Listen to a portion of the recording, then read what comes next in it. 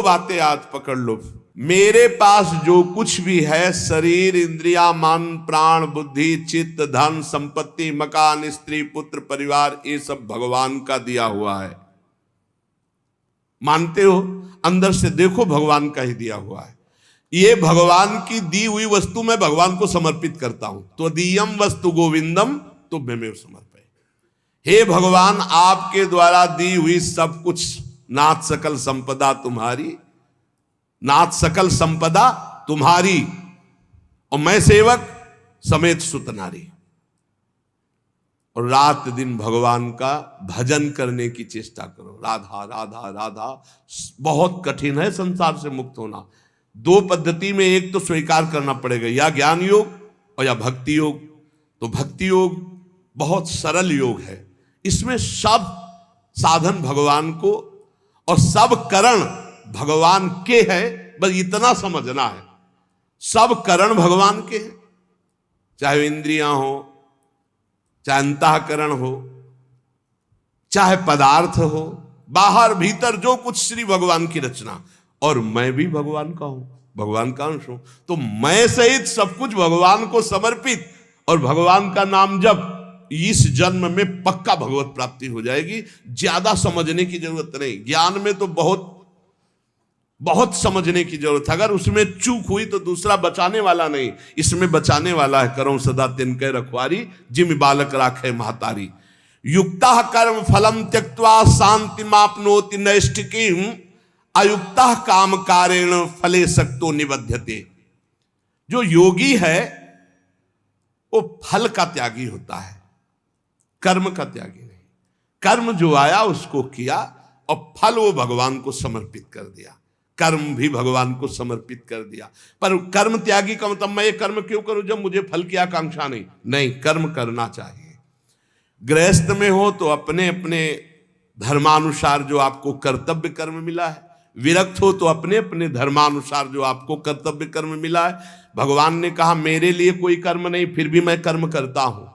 सबको कर्म करना चाहिए, पर कर्म फल में भगवान के ऊपर उसको समर्पित कर देना चाहिए।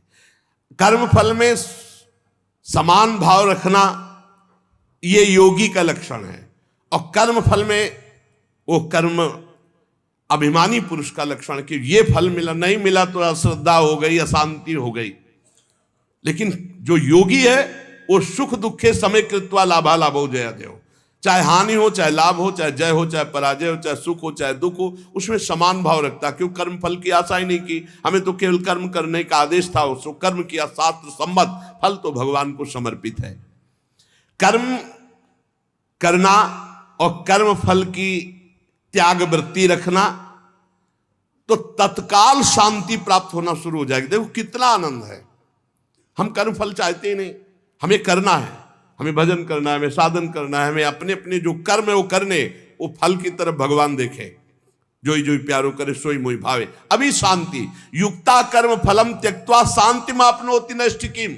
जितना जलन, जितनी अशांति फल को लेकर के है, कर्म को लेकर सावधानी नहीं है, फल को लेकर है। फल में बोले अब हमें भगवान से अश्रद्धा हो गई तो तुम्हारा ही पतन होगा, भगवान का थोड़ी वहां कुछ होना, तुम्हारा ही पतन होना है। सकाम मनुष्य कामना के कारण फल में आसक्ति हो जाती है, इसलिए वो बंधता है, जलता है, दुर्गति को प्राप्त होता है। देखो, संचित कर्मों के अनुसार प्रारब्ध बनता है, और प्रारब्ध के अनुसार मनुष्य का जन्म होता है। और मनुष्य जन्म में जो नए कर्म होते हैं, नए कर्म संस्कार बनते हैं, वो तुरंत उठकर संचित में चले जाते हैं। भोगना तो प्रारब्ध ही पड़ता है, शुभ और अशुभ। कर्म फल की आसक्ति त्याग कर दो तो संचित भी भस्म हो जाएंगे, और नए कर्म संचित में जाके जमा नहीं होंगे, और प्रारब्ध भोगकर भगवत प्राप्ति हो जाएगी। प्रारब्ध भोगना पड़ेगा, ये कमर कस लो। ये जो तुम्हें कह रहे हैं कि हम नष्ट कर सकते हैं छूछा से, भगवान बोल रहे हैं, जगत गुरु बोल रहे हैं, हम नहीं बोल रहे। प्रारब्ध भोगना पड़ेगा, अवश्य में भोक्तव्यम कृतम कर्म शुभाशुभम। भूल भुलैया में मत फंसो। तुक्का जम जाता है कभी कभी। तुम्हारा प्रारब्ध अच्छा आ गया और तुम हमारे पास आए, तुम्हारा काम बन गया, बोले बाबा से काम बन गया। बाबा से काम नहीं बना, तुम्हारा प्रारब्ध काम बना दिया, तुम्हारा पुण्य काम कर गया। जो कर्म फल की आसक्ति का त्याग कर देता है उसके कर्म भस्म हो जाते हैं, भुने हुए चने के समान, फिर बीज नहीं देते, फिर वो बंधन कारक नहीं होते। जैसे भुना हुआ चना है, अब ना उसमें अंकुरण होगा, ना पेड़ होगा, ना उसमें बीज होगा, जड़ से खत्म हो गया, अब उसमें कोई सत्ता नहीं। तो जो कर्म फल की आशा ना रख करके केवल भगवत प्रीत्यर्थ किया जाता है, वो उसे बांध नहीं सकता, उसे जन्म मरण में नहीं पहुंचा सकता। नहीं तो चाहे शुभ कर्म हो, अच्छा कर्म हो या बुरा कर्म, उसे जन्म मरण में फंसा देगा। कर्म फल 4 प्रकार के होते हैं। एक होता दृष्ट कर्म फल, और एक होता अदृष्ट कर्म फल, और एक होता प्राप्त कर्म फल, और एक होता अप्राप्त कर्म फल। दृष्ट कर्म फल कहते हैं वर्तमान में किए जाने वाले नए कर्मों का फल जो तत्काल प्रत्यक्ष मिलता दिखाई देता है। जैसे कीर्तन किया आनंद मिल रहा है, सत्संग किया आनंद मिल रहा है, कोई भूखा है अपना भोजन पवा दिया तत्काल आनंद मिल रहा है, कोई अपने लिए पदार्थ लेने जा रहा, देखा बीमार है उसके पास दवाई की व्यवस्था नहीं, चलो आज हम भूखे रह जाएंगे, पैसा बीमारी में दे दिया, उसमें लगा, तो जो हृदय शीतल हुआ वो दृष्ट कर्म फल, इतना महान कर्म कि तत्काल आनंद प्रदान करता है। और अदृष्ट कर्म फल वर्तमान में किए जाने वाले नए कर्मों का फल जो अभी तो संचित रूप से संग्रहित होता है, आगे जन्म में मिलेगा जाकर के। जो तीर्थयाटन है, दान है, पुण्य है, बहुत प्रकार के ऐसे कर्म है जो अभी आपको नहीं अनुभव में आएंगे, वो आगे आपको प्राप्त होंगे। और प्राप्त कर्म फल जो पूर्व के कर्म फलों का प्रारब्ध बन करके आ गया है, शरीर प्राप्त कर्म फल है, प्रारब्ध जैसा वैसा शरीर, वैसे ही कुल में जन्म, वैसे ही धनवान, संपत्तिवान, अनुकूलता प्रतिकूलता, ये प्राप्त कर्म फल है। पूर्व में जो कर्म किए उससे जो प्रारब्ध बना है वो पहले से निश्चित हो चुका है। अप्राप्त कर्म फल प्रारब्ध कर्म के फल रूप में अब जो आगे आने वाला है, ये भविष्य में मिलने वाले सुख दुख है, जो अप्राप्त कर्म फल है। प्राप्त कर्म फल हो चुका, शरीर ऐसे कुल में जन्मा, शरीर ऐसा है, ऐसा ऐसा धन संपत्तिवान माता पिता मिले या निर्धन मिले, या जैसे अनुकूल प्रतिकूल परिस्थिति जो वर्तमान में मुझे मिली, ये प्राप्त कर्म फल। और जो अब आगे आने वाली है अप्राप्त कर्म फल, ये प्रारब्ध बड़ा भयानक है जो आगे आने वाला है। इसे भयानक को बड़ा मृदुल किया जा सकता है भजन के प्रभाव से, नष्ट तो किया जा सकता है पर भगवत प्राप्ति नहीं होगी। फिर पूरा झोंकना पड़ेगा इसी प्रारब्ध मिटाने में भजन को। प्रारब्ध भी हम भोग ले और भगवत भी प्राप्ति हो जाए, तो भजन से प्रारब्ध जो 100% आपको दुख देने वाला है वो 10% आके भुगता के 90% नष्ट हो जाएगा, 10% भोगना पड़ेगा और चला जाए। भजन का बड़ा प्रभाव होता है। 12 वर्ष का गलित कुष्ठ 24 घंटे में भुगता के चला गया। 12 वर्ष कहां और कहां 24 घंटे। भजन से अप्राप्त कर्म फल को, जो आने वाला प्रारब्ध है, उसे रोका जा सकता है, उसे कम किया जा सकता है, उसे मिटाया भी जा सकता है। पर जो भगवत प्राप्ति करना चाहते हो मिटाने में नहीं फंसते, वो उसे भोग लेते हैं और भगवान की प्राप्ति करते हैं। ये 4 प्रकार के कर्म फलों में दृष्ट और अदृष्ट ये क्रियमाण है, और जो प्राप्त और अप्राप्त कर्म फल हैं प्रारब्ध के अधीन है। दृष्ट कर्म फल आग्रह नहीं रखना, मिलने पर प्रसन्न या प्रसन्न ना होना। अदृष्ट कर्म फल आशा रखना, प्राप्त कर्म फल में ममता न करना, मिलने पर सुखी दुखी ना होना। अप्राप्त कर्म फल मिट जाए ऐसी आशा न रखना, ये भक्त के हृदय में होता है। चारों प्रकार के कर्म फल भक्त के हृदय में कोई प्रभाव नहीं डाल सकते। जब उपासक ये देख लेता है कि मैं करता नहीं है, वो मुक्त होने लगता है। इतने जादू का तमाशा है, समझ लो। गांठ लगी ही नहीं, गोस्वामी जी कह रहे जड़ चेतन ही ग्रंथि पड़ गई, यद्यपि मृषा छूटत कठिनाई। है ही नहीं बंधन पर छूटना बड़ा कठिन है। बस इतना समझ लो कि बंधन ही नहीं है पर छूटना बड़ा कठिन है। कर्तापन तुमने स्वीकार किया तो तुम्हारी दुर्गति पक्की है। चाहे शुभ कर्म करो चाहे अशुभ कर्म। शुभ से स्वर्ग आदि लोक, अशुभ से नरक आदि, और दोनों से मृत्यु लोक, आवागमन बंद नहीं होने वाला। क्या करें? तो बड़े कठिन समस्या है, यही कठिन समस्या है।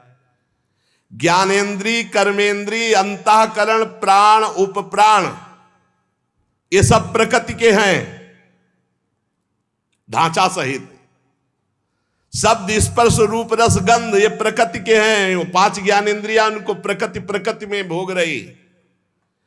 इंद्रियां इंद्रियों में, विषयों में बरत रही हैं। आप इनको देख रहे हैं, दृष्टा हैं, पर आप तन्मयता कर लेते, मैंने देखा, तो फिर उसका दंड भी तो भोग मिलेगा। क्या देखा और कैसे देखा? हमारे द्वारा जो भी क्रियाएं हो रही हैं, हम उनके 2 विभाग देखते हैं, एक अच्छी क्रियाएं और एक बुरी क्रियाएं। बिल्कुल सरल भाषा में आपको बता रहे हैं। जो अच्छी क्रियाएं हैं वो शास्त्र सम्मत है, जो बुरी क्रियाएं हैं वो शास्त्र विरुद्ध है।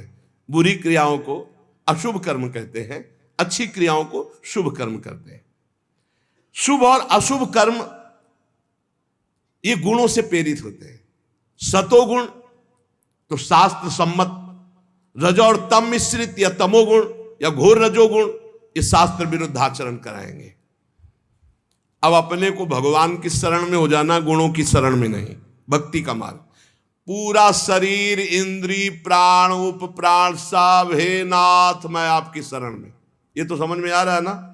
ज्ञान वाला समझ में ना आ रहा हो तो ये तो समझ में आ रहा है कि पूरा ढांचे सहित, जो इसमें स्थूल हो, सूक्ष्म हो, कारण हो, प्राण हो, उप प्राण हो, इंद्रियां हो, कर्म, जो भी महाराज, पूरा सिस्टम आपकी शरण में।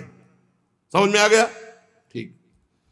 अब हमको देखना है कि हमारे द्वारा जो अच्छा काम हो रहा है वो भगवान की प्रेरणा से हो रहा है। जीवन मुक्त होना है तो बात इस बिल्कुल सरलता से समझा रहे हैं। और जो बुरा काम हो रहा है वो हमारी वासना से हो रहा है, उसका हम प्रायश्चित करेंगे, भगवान से क्षमा मांगेंगे। बुरा काम हो रहा है तो हमारी वासना से हो रहा है। इसमें क्या होगा कि अगर ये भेद नहीं तुम रखोगे और कह दोगे जब पूरा समर्पण कर दिया तो फिर आपसे बुरे कर्म उत्साहपूर्वक होने लगेंगे, क्योंकि अंदर का सिस्टम अभी समर्पित नहीं हुआ, बाहर से तो हमने कह दिया।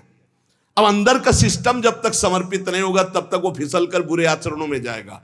तो हमको क्या करना है? गुण तुम्हार समुझे निज दोषा, और जय सब भांति तुम्हार भरोसा। भरोसा दृढ़ आपका। जब हमसे अच्छे कार्य होंगे तो भगवत प्रेरित हुए, और जब बुरे कार्य हो गए तो हम त्राहिमाम शरणागत रक्षक प्रभु, हमसे गलती हो गई, हमको ऐसी सद्बुद्धि दो कि आगे हमसे ना हो, और सारे कर्म भगवान को समर्पित कर दो। तो जो एक दिव्य ज्ञानी की स्थिति होती है, अहंकार रहित महापुरुष की, वही भक्त की स्थिति होती है। वो भी देह शुद्ध विस्मृत भगवदानंद में डूबता है, और वो देह शुद्ध विस्मृत ब्रह्मानंद में डूबता है। पर दोनों को किंचित मात्र कर्ता भाव जब तक रहेगा तब तक वो आवागमन से मुक्त नहीं हो सकता। एक मनुष्य रेलगाड़ी में बैठा है, ट्रेन चल रही और डिब्बे में दौड़ रहा है। अब वो अपने को कर्ता मान रहा है कि मैं दौड़ करके अगले स्टेशन में पहुंच जाऊंगा, तो मूर्खता ही है ना, क्योंकि ट्रेन चल रही। ऐसे ही गुणों का चक्र चल रहा है, सतोगुण, रजोगुण, तमोगुण। गुण प्रवाह जीव से जबरदस्ती कार्य करवा रहा है। तमोगुण आया तो निद्रा, आलस्य, प्रमादोत्थम, जो नहीं करना चाहिए वो सब कर्म करने में जुट जाएगा। प्रमादोत्थम, प्रमाद का मतलब होता है करने योग्य कर्म को ना करना, और ना करने योग्य कर्म को करना, इसे प्रमाद स्थिति कहते हैं। अब वो समझ रहा मैं कर रहा हूं। रजोगुण आया, काम आदि दोष भारी, वो समझ रहा मेरे में आ गए, मैं कर रहा हूं। सतोगुण आया तो समझ रहा है मैं कर रहा हूं, दया आदि। इन गुणों के प्रवाह से बचने के लिए हरिवंश महाप्रभु कह रहे हैं, यही डर ही डरप हरिवंश हित, जिनो भ्रमय गुण सलिल पर, जी नामन मंगल लोक त्यू सुहरि पद भजन विलंब। निरंतर नाम जप करो, अपने आप को भगवान को समर्पित कर दो, सब कर्म भगवान को समर्पित करो। अच्छे कर्म जब हो तो भगवान को देखो कि भगवत इच्छा से हुआ, और जब गलती हो जाए तो अपनी मान करके प्रभु से प्रार्थना, बहुत जल्दी आवागमन से मुक्त हो जाओगे। ये जो आवागमन का कनेक्शन ना होते हुए भी कनेक्शन है अहंकार का, देहाभिमान का, ये नष्ट हो जाएगा। इस बात को अच्छे से समझ लो। ज्ञान में पहुंचना बहुत कठिन जो स्थिति बताई गई, भक्ति में बहुत सरल है, क्योंकि भगवान को समर्पित करना है, इसमें अपने अहम सहित समर्पित कर देना है।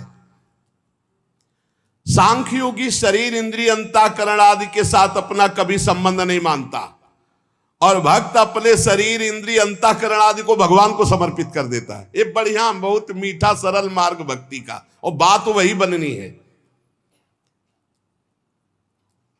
साधक कभी किंचन मात्र, चाहे भक्ति मार्ग का हो चाहे ज्ञान मार्ग का हो, अपने को कर्ता ना माने, नहीं तो भोगना पड़ेगा। मैंने ये किया तो ऐसा थोड़ी कि आपने किया कि मैंने नहीं किया। अंदर से सिस्टम, चित्रगुप्त जी क्या देख रहे, अंदर जहां तुम्हारी सोच है ये भोगा जाए तो बहुत आनंद मिलेगा, तो लिख गया कर्ता ने भोगने की इच्छा की, और ये अब क्रिया बाद में होगी, पहले लिख गया, पूरा चित्रण हो गया। क्रिया तो बाद में होगी, पहले अंदर सोच होती, उसी सोच को लिखते हैं चित्रगुप्त जी। उसी सोच में भगवान का भजन चल रहा है तो भक्त उसी समय जलन पैदा, अरे कैसी बात आ गई, वहां लिख गया। ये रुचि पूर्वक नहीं, उसकी रुचि नहीं थी, अरुचि पूर्वक ये, तो उसमें समाधान मिल जाएगा। अंदर की बात लिखी जाती है। साधक कभी किंचन मात्र भी अपने में कर्तापन की मान्यता न करे, जितना अंश रखेगा कर्ता भाव का उतना बंधा रहेगा। अपने में कर्ता भाव ना रहे, चाहे वो ज्ञान मार्ग का साधक हो चाहे भक्ति मार्ग। भक्ति मार्ग का साधक कैसे बोलता है, श्री जी की इच्छा से आज परिक्रमा हो गई, श्री जी की इच्छा से आज ऐसा, आज श्री जी की इच्छा थी कि दर्शन करने जाए तो बिहारी जी के दर्शन कर आए। श्री जी की इच्छा, अपनी इच्छा को, अपने कर्ता भाव को प्रभु के चरणों में मिला देता है।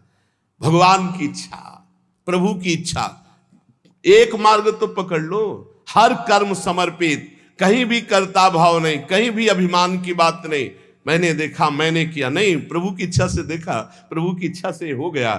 अपने कहीं करता नहीं, अपना तो प्रभु के चरणों में समर्पण। अब देखो, ब्रह्मण्याधाय कर्माणि संगम त्यक्त्वा करोति यः, लिप्यते न सा पापेन पद्म पत्र मिवाम्भसा। जैसे जल में कमल का फूल रहता है, एक बूंद पानी नहीं, ऐसे वो भक्त, ऐसे वो ज्ञानी संसार में रहता है, एक भी कर्म का फल नहीं। कर्माणि श्रुति बोधितानि नितराम कुर्वन्तु कुर्वन्तु मा। वो चाहे वेद के अनुसार कार्य करे या न करे, कोई उसके ऊपर लागू नहीं नियम। वो विषयान ग्रहणंतु मुंचन्तु, या विषय भोगे या विषय त्याग दे कोई नहीं, क्योंकि वो ऐसी अवस्था को प्राप्त हो चुका है। ब्रह्मण्याधाय कर्माणि संगम त्यक्त्वा करोति यः। जो भक्त संपूर्ण कर्मों को, पीछे ज्ञान का तो आगे उसी को बता रहे, जो भक्त संपूर्ण कर्मों को भगवान में अर्पित कर देता है, उसकी आसक्ति नष्ट हो जाती है। वो कर्म करता हुआ भी जल से कमल के पत्ते की तरह पाप से लिप्त कभी नहीं होता। पूरे संसार का हतन हो जाए तो भी उसे पाप नहीं लगेगा। ऐसा महान ये योग है। शरीर इंद्रिया मन बुद्धि प्राण ये तुम्हारे नहीं हैं। अब भक्ति में देखिए इसे, ये भगवान के रचे हुए हैं, वो भगवान के हैं। मान लो जैसे ज्ञान में अभी वर्णन कर रहे थे, ये प्रकृति के हैं, प्रकृति में बरत रहे। अब यहां भक्ति में है ये श्लोक का अर्थ, शरीर इंद्रिया मन बुद्धि प्राण ये तुम्हारे रचे हुए हैं क्या? भगवान के रचे हुए। तो हुए किसके? भगवान के हुए ना, ये भगवान के हैं। तुम्हारे प्राण भगवान के, तुम्हारी मन बुद्धि चित्त अहंकार ये भगवान के, तुम्हारी ज्ञानेंद्रियां भगवान की, तुम्हारी कर्मेंद्रियां भगवान की, तुम्हारा सब कुछ श्री भगवान का है, तुम्हारा थोड़ी रचा हुआ है। माना ये अपने नहीं है, ये श्री भगवान की रचना है, श्री भगवान के हैं। कौन कौन? शरीर इंद्रिया मन बुद्धि प्राण ये भगवान के रचे हुए हैं। तुम्हारी रुचि से होता तो तुम तो और सुंदर रचना चाहते, और बलवान चाहते। बोले ये शरीर ये इंद्रियां ये मन ये बुद्धि ये प्राण ये किसके हैं? बोले भगवान की रचना है। तो हुए किसके? श्री भगवान के। तो तुमने अपना क्यों मान लिया? यही बंधन है, यही बंधन है, अपना इनको मान लेना। इसी भक्त का क्या स्वरूप होता है? वो इन्हें भगवान का मानता है। ज्ञानी का क्या स्वरूप होता है? वो इन्हें प्रकृति का मानता है, क्योंकि प्रकृति के ही अंश ये हैं। और प्रकृति कृति, ये जो प्रकृति की रचना करने वाला रचयिता है वो परमात्मा है। मूल में परमात्मा ही आता है। अतः इनके द्वारा होने वाली क्रियाओं को भक्ति योगी अपने कैसे मान सकता है? जब शरीर मन प्राण सब भगवान का, तो इनकी क्रियाएं भी भगवान की, इसलिए वो जीवन मुक्त हो जाता है। जीवन मुक्त कैसे होगा? शरीर मन प्राण इंद्रियां सब भगवान की, तो इनके द्वारा होने वाली क्रियाएं सब भगवान की, आप जीवन मुक्त हो गए। लगा तो बहुत सरल, लेकिन देखो क्या सब भगवान को अर्पित करते हो? क्या जब आपके अंदर प्यास लगती है तो आप ये सोचते हो भगवान पानी पीना चाहते हैं? जब आपके अंदर भूख लग रही, मेरे हृदय में बैठे हुए भगवान पाना चाहते हैं। जब आपके अंदर विकारात्मक भाव है, तब आवे कि ये दुष्ट कहां से दुर्वासना दबी रह गई, अभी ये भगवान की नजर में नहीं पड़ी, इस हृदय में कहीं दुर्वासना, हे नाथ हे करुणामय इस दुर्वासना को हटाओ, ऐसे भक्ति में चला जाता है। ये सब भगवान की, सारी क्रियाएं भगवान की, तो आप कौन है? आप भी श्री भगवान के। हो गया काम। शरीर इंद्रिया मन बुद्धि प्राण सब भगवान के, इनकी क्रियाएं भगवान की, और मैं भी भगवान का, मुक्त हो गए। जितना बचा के रखोगे उतना ही तुम्हारा बंधन कारक है। भगवान ही मेरी इंद्रियों में और मन में बैठकर सारे कार्य करवा रहे हैं। भक्त ये देखता है। अब ये जो पापाचरण करने वाले हैं ना, ये बात सुनेंगे ना, तो ये भी ये बात उसमें ले जाएंगे कि भगवान ही तो हमारे मन, गीता में लिखा है मनो इंद्रियों में बैठे, तो तुम समर्पित कहां हुए? तुम तो अहंकार की धरा में हो। अहंकार में काम क्रोध लोभ मोह मद मत्सर ये दोष रहते हैं। यही बिना गुरुजनों के समीप बैठे शास्त्र समझ में नहीं आता। शरीर आदि वस्तुएं अपनी ना थी ना है ना रहेगी। कैसे? तुम्हारा अधिकार है शरीर पर? कुछ अधिकार नहीं। एक रोम अभी झरना चाहे ना, वो झर जाएगा, दोबारा लगा नहीं सकते। बेमतलब में अहंकार किए हो, मैं ऐसा कर सकता हूं, मैं ऐसा। शरीर आदि वस्तु, शुद्ध ज्ञान शुद्ध भक्ति, दोनों श्लोकों में भगवान ने जीवन मुक्त होने के लिए बता दिया। शरीर आदि वस्तुएं अपनी नहीं, प्रत्युत मिली हुई है भगवान से अपने को। किस लिए? सत्कार्य करने के लिए। सत्कार्य करने के लिए। सरकारी गाड़ी बंगला है, ये सरकार का काम करने के लिए मिला है। ये कुछ दिन के लिए मिला, फिर छीन लिया जाएगा। ना ये पहले था तुम्हारा, ना बाद में रहेगा, बीच में दिया गया, छीन लिया जाएगा। ये केवल भगवत प्राप्ति के लिए मिला है। भगवत प्रीत्यर्थ, दूसरों में भगवान की भावना करके सेवा करो, इसलिए मिला यह शरीर। इन वस्तुओं पर जो अपना अधिकार जमा लेता है और अपने लिए भोग भोगता है, वो मृत्यु के बाद दुर्गति को प्राप्त होता है। पुनरपि जननम पुनरपि मरणम। इस शरीर को न तुम बदल सकते हो, न मरने से रोक सकते हो। यह शरीर एक नियत समय के लिए आया है, और इस समय में तुम भगवत प्राप्ति के लिए कार्य कर लो। क्या? कुछ नहीं करना। ये जो सब है इनको समर्पित कर दो। चदरिया जैसी की तैसी धर दीनी। ये लो महाराज, हमसे नहीं होने वाला कुछ। ना शुभ ना अशुभ, ना हम कर्ता बनेंगे शुभ के ना अशुभ के। हमसे कुछ नहीं, हम आपकी शरण में पूरा समर्पित। अभी आज से आप जीवन मुक्त के मार्ग में चलने लगे। समर्पण योग। ईमानदारी से भगवान की वस्तु भगवान को समर्पित कर दो, और कुछ नहीं करना। मस्त। बस यही बात समझ में आ जाए। भगवान की वस्तु भगवान को समर्पित कर दो। ये शरीर, शरीर संबंधी भोग, सब कुछ जितना, सब श्री भगवान का, सब समर्पित कर दो भगवान को। संपूर्ण क्रियाएं और पदार्थों को भक्त भगवान के चरणों में समर्पित कर। ज्ञानी प्रकृति में देखता है। प्रकृति और संसार दोनों के स्वामी भगवान है, अतः क्रियाएं और पदार्थ भगवान को अर्पण कर दो। कोई भी पदार्थ बिना भोग लगाए मत खाओ। कोई भी क्रिया करो, उसको भगवान को अर्पित करो, क्योंकि ये शरीर मन प्राण बुद्धि इंद्रियां सब श्री भगवान के। ऐसी भावना में रहो। अभी जीवन मुक्तता की तरफ बढ़ने लगोगे, अभी निर्विकार होने लगोगे। जब इनको प्राण इंद्रिय और मन को भगवान का देखोगे तो निर्विकार हो जाओगे। जब अपना मानोगे तो भिकारी हो जाओगे। संगम त्यक्त्वा करोतिया। किसी भी प्राणी पदार्थ शरीर इंद्रिय मन बुद्धि प्राण क्रिया, किसी में संग मत करो। न प्राणों का संग, न इंद्रियों का संग, न बुद्धि का संग। उस समय देखो असंग, तुम अलग हो, ये अलग है, पर तुम अलग नहीं देख पाते, इन्हीं में मिल जाते हो। आकर्षण, खिंचाव, लगाव, महत्व, ममता, कामना।